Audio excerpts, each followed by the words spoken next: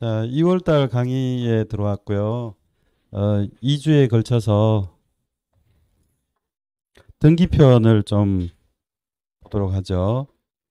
3월부터는 원장님하고 저번에 말씀을 나눠서 제가 출간한 요약집이 있어요. 시험에 딱 필요한 것들 모아놨기 때문에 그걸로 시험을 준비하시면 충분할 것 같고요. 지금 교과서는 앞으로 흐름을 이어가는 데는 뭐 교과서만한 게 없기 때문에 군데군데 찾아보시면서 맥락을 이어가는 그런 공부에 교과서 활용하시기 바라고요. 시험 준비하시기 위해서는 이 교과서는 굉장히 여러분의 시간을 잡아먹습니다. 그래서 시험 준비에서는 이걸 위주로 하지 마시고 참고 정도로 그렇게 하시기 바랍니다. 대한민국의 그 어디에도 등기부와 대장에 대한 교양 강좌는 없어요. 중개사 강의 듣는 수밖에 없습니다. 오늘 이제 등기에 대해서 말씀을 드릴 텐데 제일 먼저 공부하실 주제는요.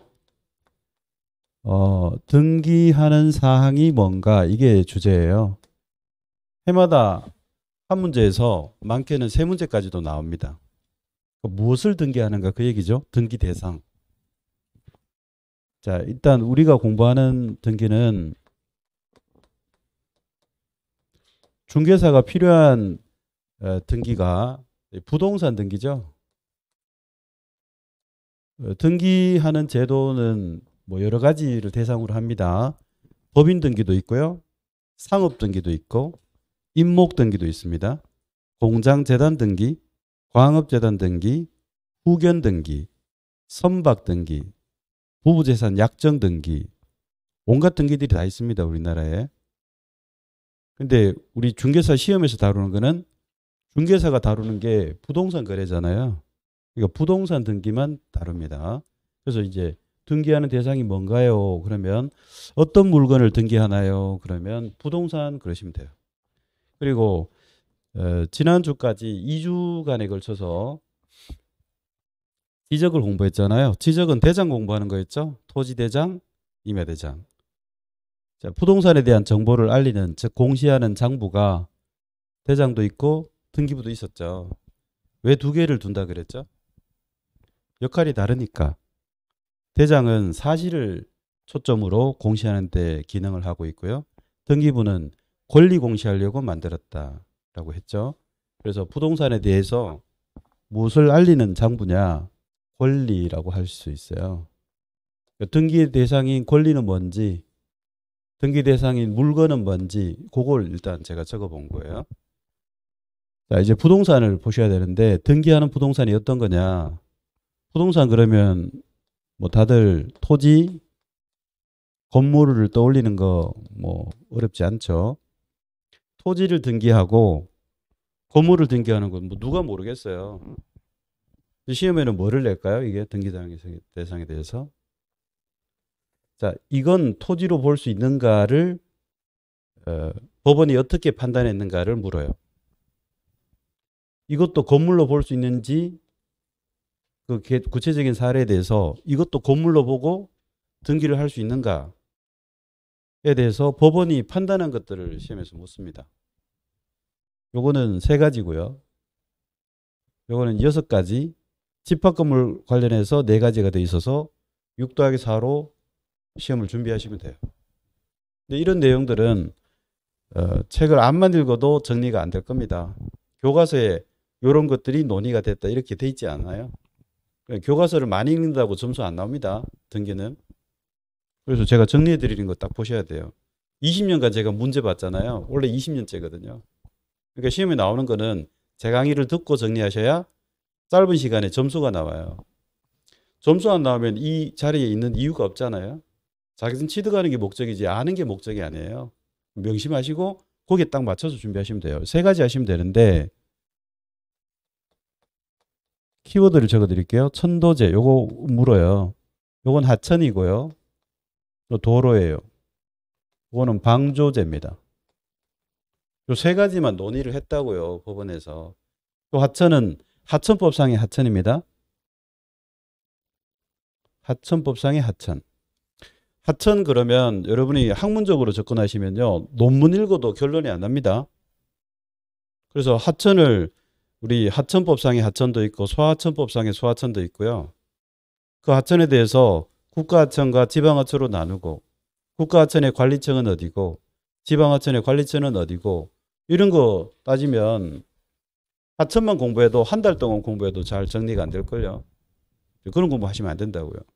그러니까 하천에 대해서 딱 시험에 딱 나오는 것이 하천법상의 하천 그래서 다뤄요. 그래서 요거는 시험에 나오는 겁니다. 하천법상의 하천 이렇게 나오거든요. 그럼 일단 요게 등기가 된다고 지금 제가 말씀드린 거잖아요. 등기된다. 토지로 보고 등기가 된다. 토지 등기된다 이 뜻이거든요. 등기가 된다.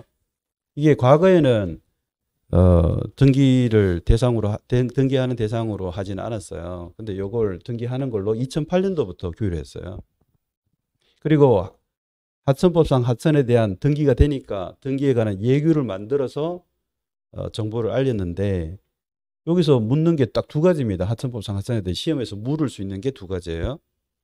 그러니까 이게 뭐 너무 읽어도 결론이 안 난다고 말씀드렸는데 막연히 공부하시면 쓸데없는 공부하시게 되는 거예요. 시험하고 아무 관계없는 거. 첫째는 이 하천법상의 하천이 하천만 대상으로 하는 게 아니라 지목이 하천인 거 하고 또는 제방까지도 같이 취급하겠다라고 예규가 돼 있어요. 근데 요건 아직 시험에 안 나왔습니다. 안 나왔는데 얘기하는 거는 이 예규의 골격이 두 가지인데 하나는 내고 하나는 안 냈으니까 안 나온 요게 나올 가능성이 충분히 있기 때문에 보는 거예요. 두 번째는 하천에 대해서 등기가 된다고 했지만 이거는 제외예요. 용의권 등기는 제외. 여러분 용의권 등기에 어떤 게 있습니까? 용의권이 어떤 게 있어요? 우리나라 법제하에. 여기서부터 떠듬떠듬 하시면요. 안 됩니다. 민법하고 같이 하는 과목이에요. 다시요. 등기는 출발이 여러 민법을 다 안다는 전제하에 출발해요. 그러니까 굉장히 어려운 과목이라 이거 미루다가 나중에 낭패를 보죠. 이렇게 어려운 줄을 몰랐다. 민법보다 더 어려운데 근데 12문제밖에 안 나와요. 그러니까 뒤로 가서 등기 때문에 다 포기합니다. 과락 맞거나. 미리 첫 주에 말씀드렸죠. 민법하고 같이 진행하셔야 됩니다. 공부를. 용의권 등기 그러면요. 대한민국 법제에서는 4개밖에 없어요. 그냥 쭉 나와야 됩니다. 지상권, 지역권, 전세권. 요거는 용의 물권이고요. 그리고 임차권이 채권으로 용익채권입니다. 용의권 그러면 고민하고 있으면 민법이 안 된 겁니다. 그러니까 이걸 용의권에 4개가 있다라고 하는 거는 민법에서 공부하는 거예요. 등기에서 공부하는 게 아니라. 근데 요거는 이미 출제가 됐습니다. 출제가 됐어요. 요게 아직 출제가 안 돼서 나올 가능성이 있으니까 이 두 가지를 같이 알아두시면 되고요. 하천법상 하천이 시험에 나오고 있고 또 나올 수 있는데 나오면 2개밖에 없어요. 더 안 나옵니다.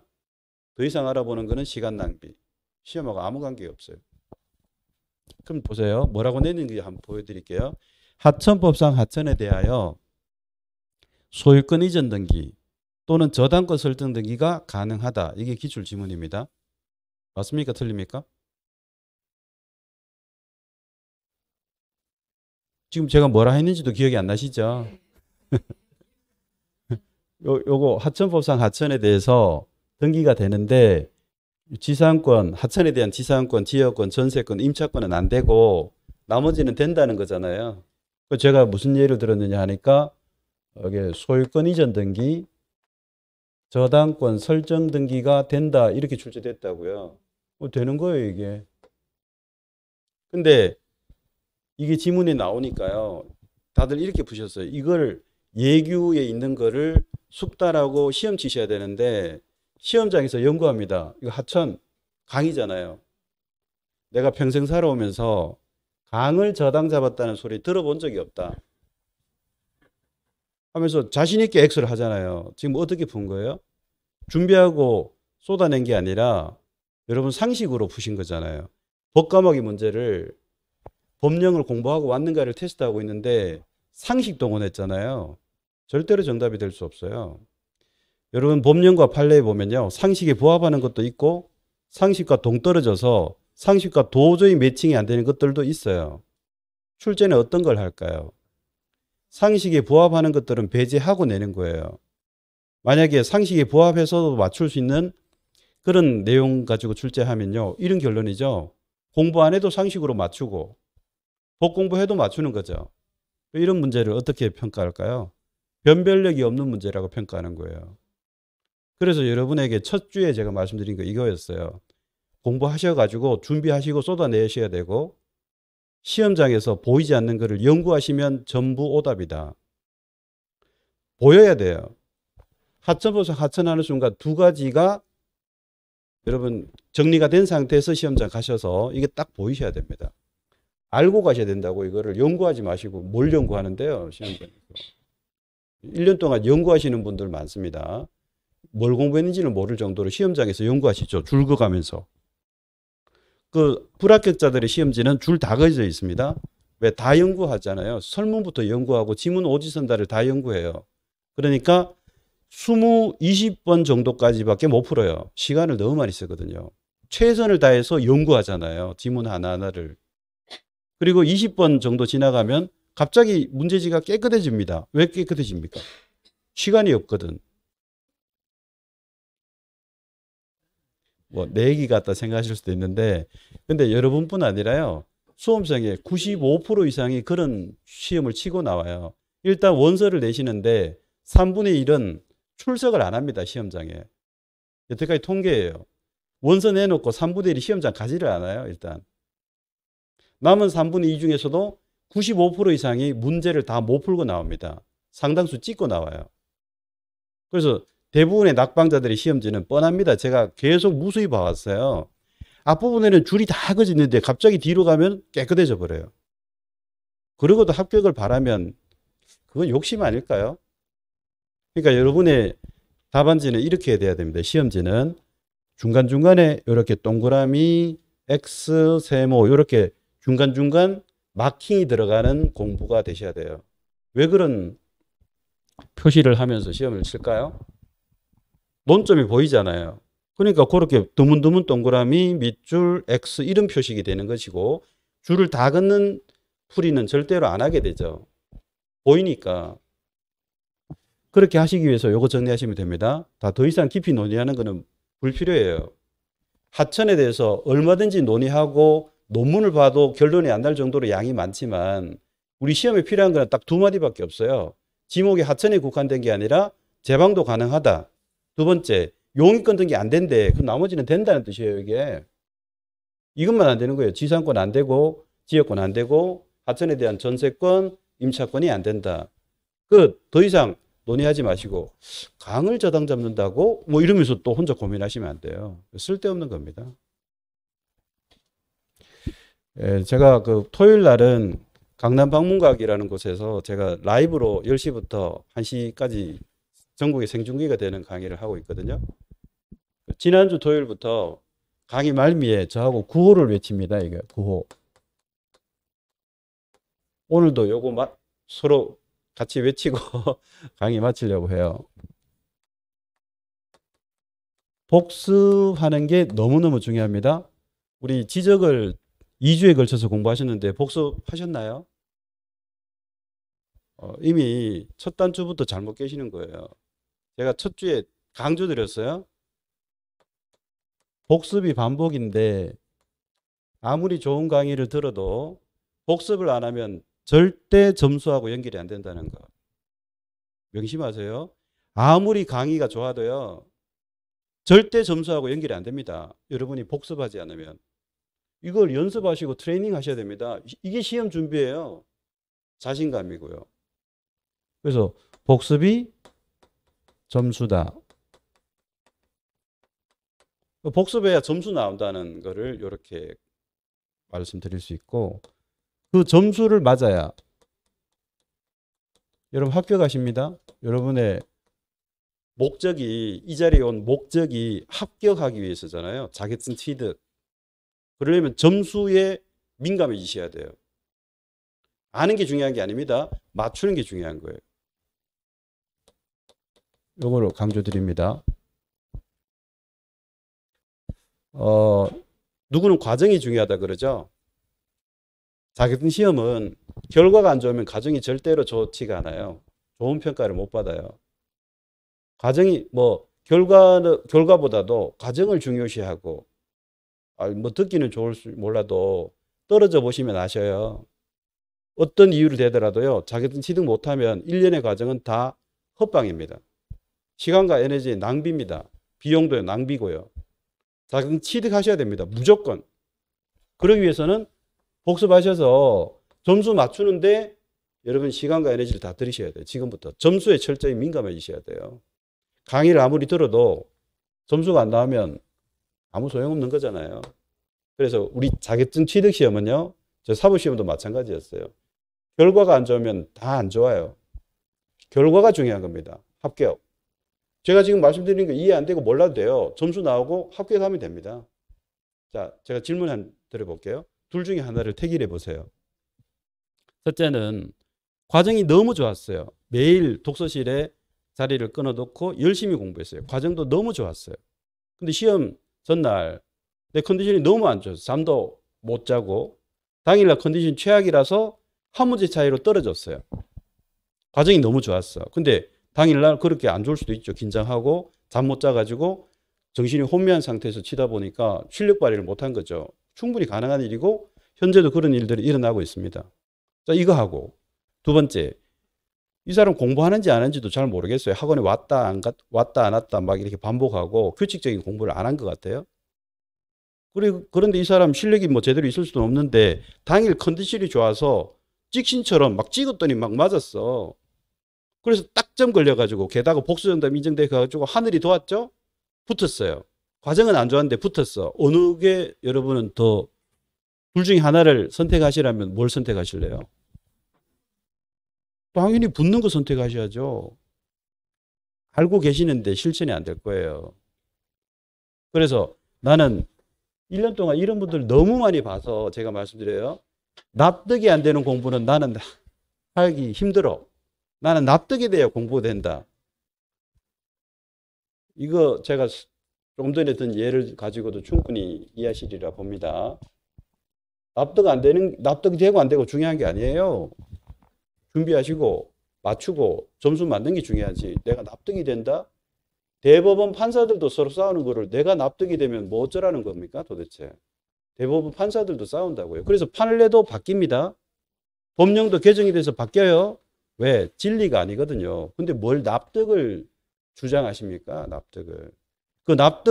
나는 납득이 되는 공부를 하고 싶어요. 납득이 안 되면 책이 안 읽혀요. 하시는 분들이 장수하십니다. 장수.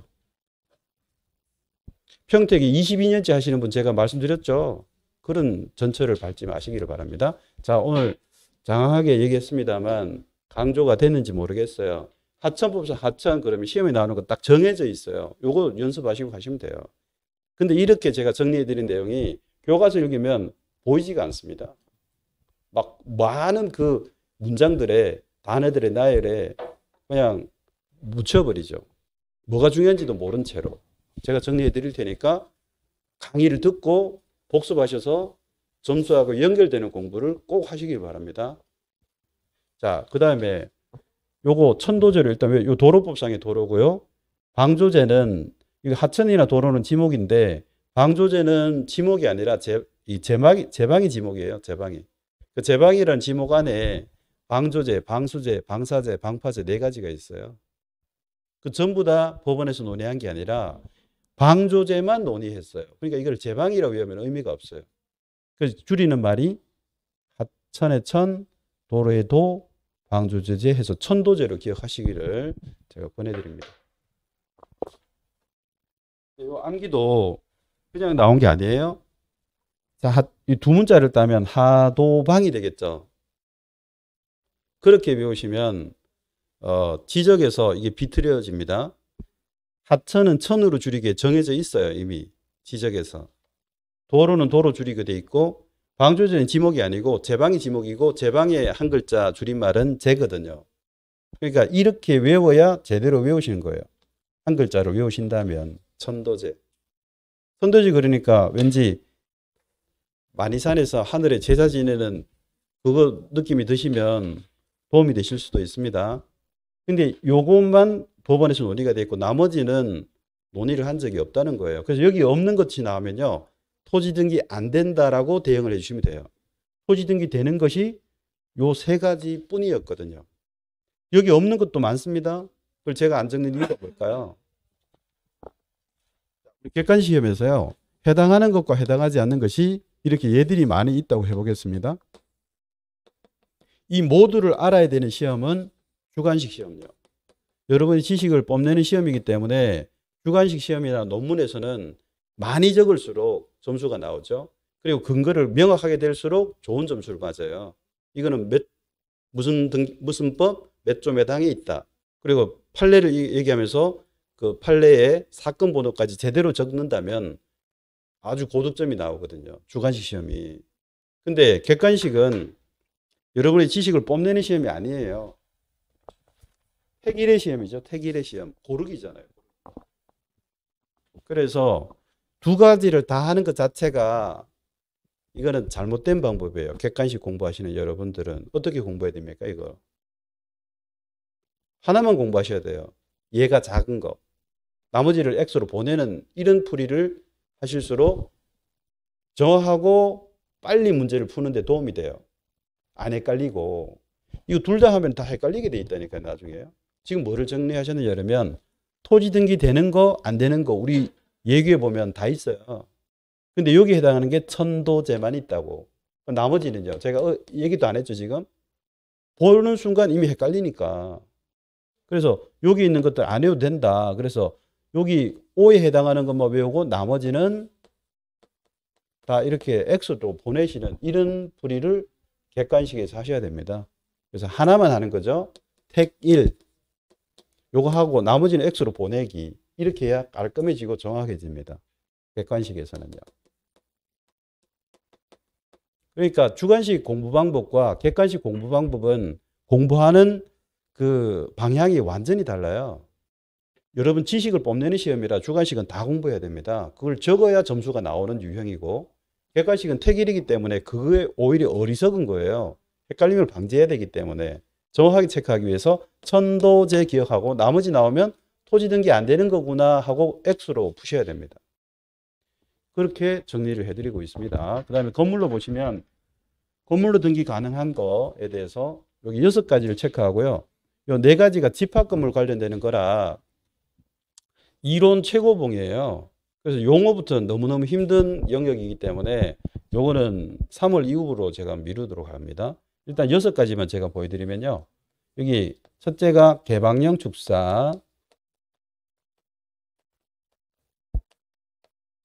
그 다음에 고정식, 농업용 유리온실, 그 다음에 지붕 있는 컨테이너, 그 다음에 패널 그러면 여러분들 가건물 떠올리시죠? 가건물, 그거 판넬 건물 그러잖아요. 그게 영어로 패널입니다. 그리고 조족조는 벽돌 쌓아 올린 구조를 얘기하는 거예요. 이런 것들 다 지붕의 요소가 있을 때는 건물로 등기해 주겠다라고 다 법원이 판결을 내린 거고요. 그 다음에 비각이 있습니다. 비석비자에다가 누각각자요. 비석이 있는 정자 누각을 얘기하고요. 그 다음에 사이로라고 규모가 큰 탱크를 총칭하는 겁니다. 원어로는 SILO고요. 예규에는 뭐 4일로 이런 표현도 있으니까 같이 알아두시면 되겠고 저는 암기법을 만들기 위해서 사자를 썼고 그 다음에 유류 저장 탱크라고 있어요. 이 사이로가 뭐냐 하면 규모가 큰 탱크를 다 사이로라고 해요. 그런데 유류 저장 탱크도 이게 기름을 저장하는 거라 규모가 크거든요. 큰 탱크거든요. 그래서 사이로의 일종인데 예규에서 예규 1086호에서 이 유류 저장 탱크를 사이로 중에 하나의 예인데 일부러 끄집어내서 언급을 했어요. 그때 뭐하고 비교했냐 그러면 급유 탱크하고 비교하면서요. 급유 탱크는 급유만을 위한 탱크라 규모가 작아요. 그래서 등기할 가치가 없다라고 한 거하고 비교하려고 일부러 사이로 중에 하나를 끄집어낸 거예요. 예규에서 이렇게 따로 사이로 중에 하나인 유리저장 탱크를 언급했기 때문에 이걸 시험에 문제화할 수 있어서 일부러 제가 집어넣었죠.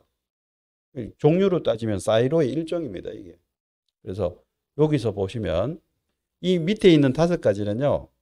등기 예규에서 인정했어요. 건물로 등기가 된다고. 근데 개방의 축사는 요 개방력이란 말 뜻이 뭘 것 같아요? 축사인데 지붕 있고 기둥이 있고 벽이 없어요. 그래서 뭐 바람이 휙휙 이렇게 지나가는 그거요. 벽이 없다는 뜻이에요.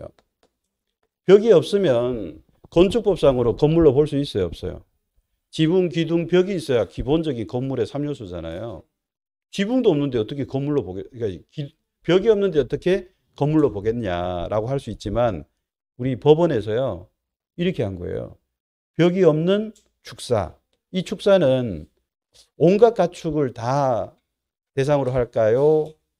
특정한 한 가지만 얘기할 것 같아요. 네, 이거 특정한 한 가지입니다. 제가 소우자 적었죠? 우축사만 한정되는 거예요. 그러니까 돼지, 닭, 오리, 칠면조, 거위 뭐 이런 것들 전혀 해당이 없어요. 요거는 특례법으로 특별히 법을 만들었어요. 축사의 부동산 등기에 관한 특례법이 제목인데요. 특례법으로 건물 등기 허용한 게 요것밖에 없거든요. 유일하게. 그래서 이거를 이 특례법이 2010년도에 1월 22일자로 발효된 건데 그해 21회 시험에 출제 바로 했어요. 한 문제로. 다음 중 특례법으로 등기가 가능한 걸 골라라. 정답이 개방의 축사. 이게 정답이었어요. 나머지들도 다 출제되고 있습니다.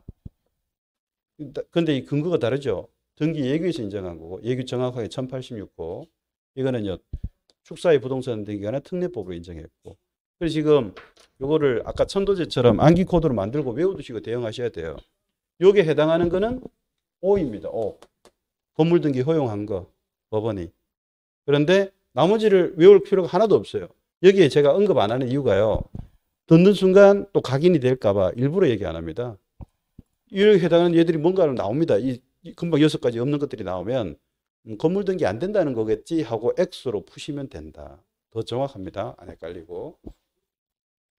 그래서 이걸 외우시는 방법은 요거 그대로 외우셔야 되고요. 개방의 축사, 고정식, 지붕, 비, 싸, 유 이렇게 6가지를 외워두셔야 시험에 대응이 됩니다. 4가지는 나중에 할 거고요. 자, 그럼 여기 잠깐만 중요한 걸 하나 해볼게요. 지금 이거는 토지로 등기가 된다. 천도제. 개방축사, 고정식, 지붕, 비싸유 이 6가지는 건물로 등기된다라는 법원의 태도를 제가 지금 소개했어요. 그럼 보세요. 이러한 것들이 등기가 된다. 등기가 안 된다. 그게 어떤 차이가 있습니까? 이게 등기가 되고 안 되고 어떤 차이가 있길래 지금 등기되고 안 되고를 논하고 있습니까? 지금. 그거는 그 어디에도 교과서에 없는 거예요. 그래서 제가 설명을 해볼게요. 이게 개방축사는 원래 벽이 없기 때문에 대장도 만들어지지 않아요. 건축물 대장이 만들어지지 않는다고 벽이 없기 때문에. 대장이 안 만들어지면 뭘 못해요? 등기부를 개설할 수가 없어. 대장이 있어야 등기부 만들거든요. 선등록 후등기 우리 첫 주에 했습니다. 그런데 이거를 벽이 없는데도 경고함이 인정되면 대장을 만들어주자.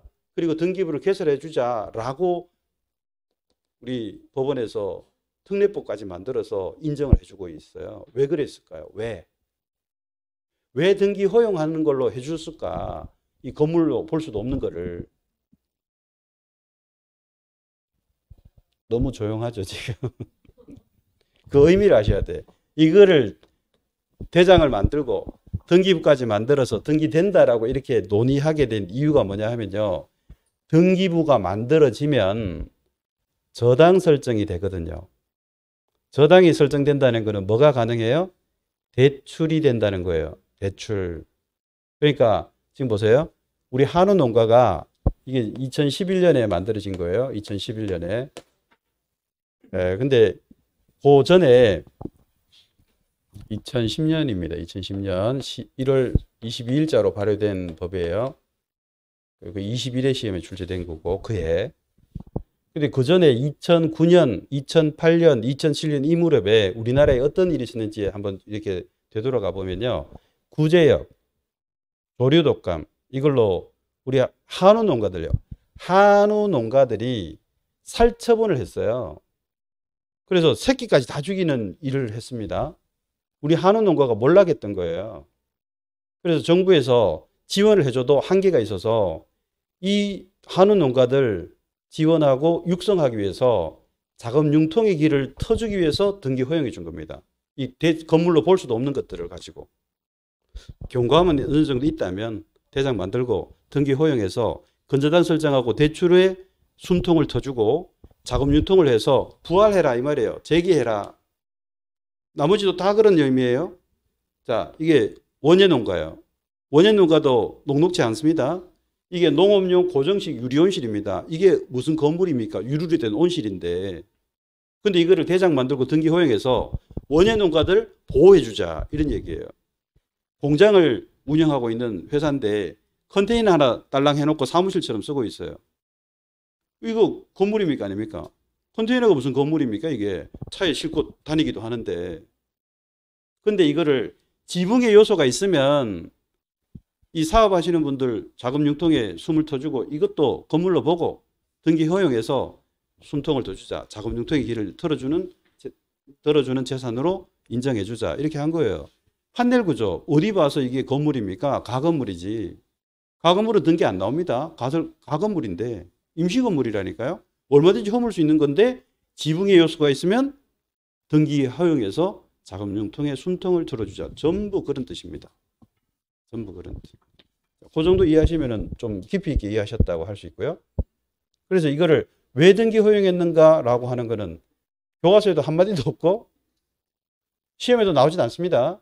근데 요거 이해하시는 게 필요하기 때문에 제가 등기를 왜 하고 안 하고의 의미는 뭐냐 그 정도는 아셔야 되니까 제가 좀 설명을 드린 거죠. 어쨌든 여러분이 시험을 위해서는요 이거 열심히 외워두셔야 됩니다. 개방축사, 고정식 지붕, 빗사유. 자, 이게 몇 번 하다 보면 왠지 말이 될 듯도 합니다. 개방축사의 고정식 형태의 지붕이 싸요, 비싸요? 비싸다. 충청도 사람 얘기하면 비싸요 이렇게 하는 것 같잖아요. 이거는 뭐 좀 기억하는데 도움이 되시면 좋고 나중에 4가지까지 해서 완성할 겁니다. 그 다음에 등기하는 권리는 뭔가에 대해서 요거는 8-1로 기억하셔야 됩니다. 8-1. 자, 우리 등기법 3조에 보면요. 등기할 수 있는 권리 8가지가 있습니다. 그거 제가 적어 볼게요. 요거. 소, 지, 전, 저, 권, 채, 임의 8가지고요. 그리고 더하기 1가지로 따로 규정이 있는 이유는 뭐냐 하면 그게 환매권이거든요. 환매권. 이 환매권은 왜 이렇게 따로 등기부 53조에 따로 규정하고 있을까? 별거 아니고요. 이 환매권은 특약이 있을 때만 논의가 되는 거예요. 특별한 약정이 있을 때만 논의되는 거지 평시에 논의되는 사건이 아니죠. 그래서 조문을 따로 뒀어요. 이게 이제 적어보면 소유권, 지상권, 지역권, 전세권, 저당권 해서 이렇게 5개를 한 묶음으로 하시고 그 다음에 권채임을 따로 한 묶음으로 하시고 나머지 환매권 이렇게 하시는 게 제일 좋아요. 요 권은 권리질권입니다. 채는 채권 담보권이에요. 임차권요. 자, 이거를 여러분 시험을 위해서는요. 외워두셔야 됩니다. 두 문자 따서 소, 지, 전, 저, 권, 채, 임 더하기 환 이렇게 외워두셔야 됩니다. 자, 이걸 외우셔야 된다고 말씀드린 이유는요. 여기 외워야만 여기 없는 것들, 여기 없는 외의 것들은 등기할 수가 없다라는 결론이 빨리 나오거든요. 자, 예를 들면 여기에 점유권 없죠 지금? 등기 못해요. 왜 등기 못해요? 규정이 없다고요. 등기법과 등기법 3조와 53조에 규정이 없으니까 등기관도 공무원이라서 법령에 있는 대로만 하거든요. 법치국가니까. 법에 규정이 있어야 해준다고요? 못합니다. 그 다음에 유치권 없어서 규정이 없어서 못해요. 분묘기지권 못해요. 주의토지통행권 못해요. 요 지상권에 구분지상권은 포함이 되어 있다는 요것도 좀 주의하세요. 자, 그러면 다시 구분임차권은 등기될까요? 여기 구분임차권 없잖아요. 그러니까 안 된다. 이미 출제됐습니다. 다. 주의토지통행권은 등기가 될까요? 없으니까 안 됐죠? 자, 그럼 요거 보세요. 주의토지통행권인데 법원의 판결로 그 존재를 인정받았대요. 주의토지통행권이. 이런 민법에 이 주의토지통행권이 그 소유권의 그 상린관계편에서 보이실 거예요. 그냥 주의토지통행권 등기할 수 있는가도 출제되어 있고요. 이 두 번 나왔거든요. 이런 수식어를 붙여서 출제도 됐고 두 번 나왔어요. 자, 다시 주의토지통행권 그 자체 여기 없으니까 등기 안 된다 할 수 있어요. 그럼 요 수식어가 붙어 있어요. 이거 돼요, 안 돼요? 네, 안 된다라고 하시면 됩니다. 왜 안 됩니까? 판결로 존재를 인정했다 그랬잖아요. 사법부의 권위로 존재를 인정했대요. 등기할 수 있지 않을까요? 이거 가지고 많은 분들이 속았어요. 이 문장에 속았다고요. 다시 이걸 외워야 되는 이유를 제가 말씀드린 거예요. 여기 없는 거는 등기 못하기 때문입니다. 주의토지통행권이라고 없죠. 그러니까 무슨 수식어가 붙어도 못하는 거예요. 근거가 없으니까. 근거 없으니까 못한다고요. 근데 이런 말을 붙이면 많은 분들이 주의토지통행권이 등기 못하는 거는 알겠는데 법원이 존재를 인정했다 하니까 그럴듯하게 보이지 않습니까? 이게 다 함정이거든요. 여러분이 그럴듯하게 여기도록 출제를 하는 거죠. 하나라도 정확하게 알고 있지 않으면 틀리도록 함정을 파는 거예요. 함정을. 그런 것들이 계속 나올 겁니다. 이거 등기 못한다 해서 이거를 등기 못하는 걸로 정답으로 체크하신 분이 아주 소수였죠. 다 함정에 빠졌으니까. 자, 요걸 외워야 되는 이유를 제가 설명드렸어요. 소지지전저 권체임 더하기 환 이렇게 외워두셔야 됩니다. 이거 외우라 그랬더니 이렇게 외우신 분 있어요. 저당권 등기한다. 한참 있다가 소유권도 등기하지? 당연하지?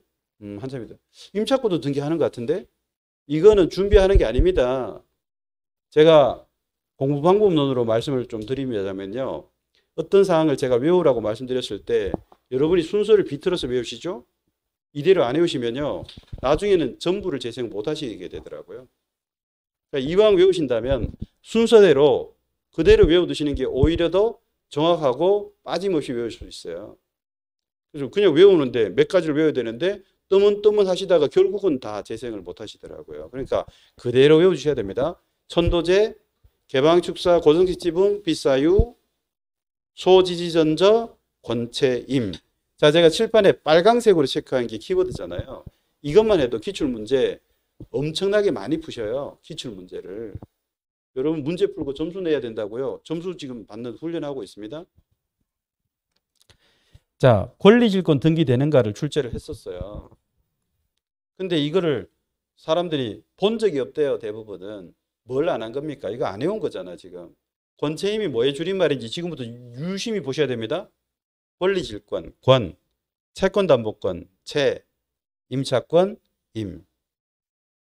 자, 권리질권 등기 되나요? 예. 여기 있잖아요. 지금. 외웠잖아요. 그러니까 이게 두 문자로 암기하시고 나서 재생도 같이 하셔야 되고 구분지상권 등기 되나요? 포함되어 있다니까요. 된다 그러시면 돼요. 그래서 지상권은 일반 지상권과 구분지상권 둘로 나누는 거 그건 민법에서 이제 하시는 거고 등기가 된다는 것까지 연결하시면 돼요.